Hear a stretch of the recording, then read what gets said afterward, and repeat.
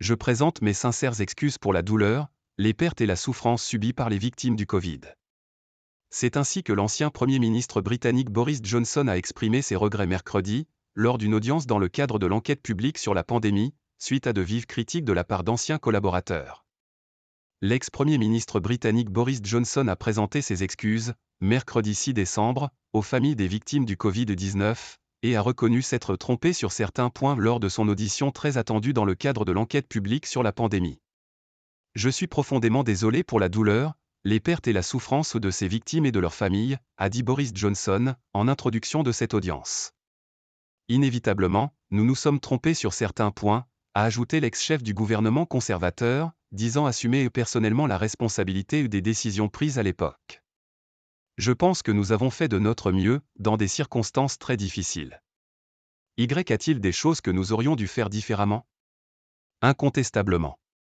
Le Covid a tué plus de 232 000 personnes au Royaume-Uni, et Boris Johnson va devoir répondre à des questions difficiles lors de cette audition prévue pour durer 2 jours, après de vives critiques d'anciens collaborateurs. Orgie de narcissisme.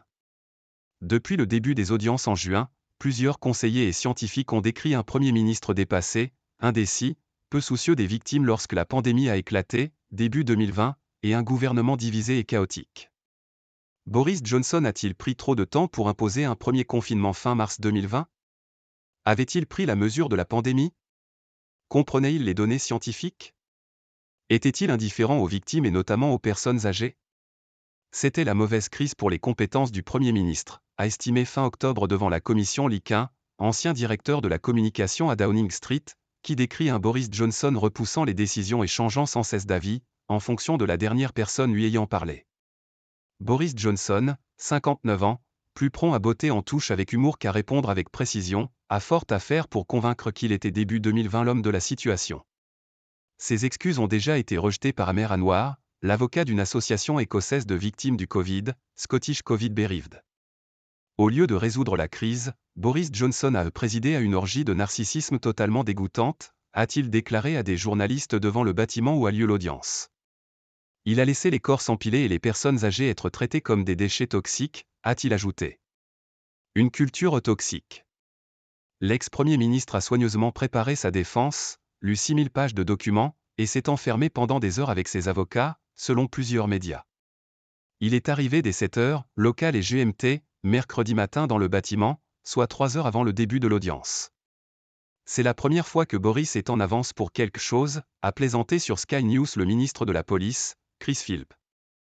Après ses excuses interrompues par 4 manifestants qui scandent « Nous ne voulons pas de ces excuses », avant d'être expulsés de la salle, il devrait affirmer que le gouvernement a contribué à sauver des dizaines, voire des centaines de milliers de vies. Il devrait également insister sur le programme de vaccination mis en place début 2021, plus rapidement que de nombreux pays.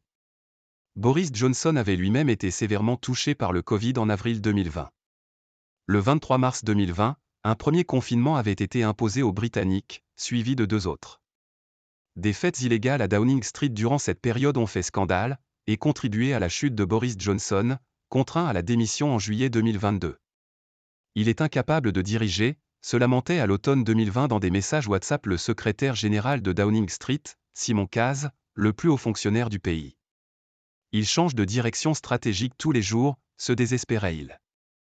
Martin Reynolds, ancien secrétaire particulier de Boris Johnson, a aussi décrit un gouvernement à la culture dysfonctionnelle et machiste.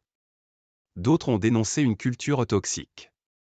Boris Johnson devrait aussi catégoriquement rejeter des accusations de son ancien chef de cabinet, devenu pire ennemi, Dominic Cummings, qu'il a décrit comme aux abonnés absents durant les premiers jours de la pandémie, car il travaillait à un livre sur Shakespeare. Les principaux points de son témoignage avaient fuité dans la presse britannique avant l'audience, ce qu'a regretté l'ancienne juge Heather Hallett, en charge de l'enquête publique. Avec AFP.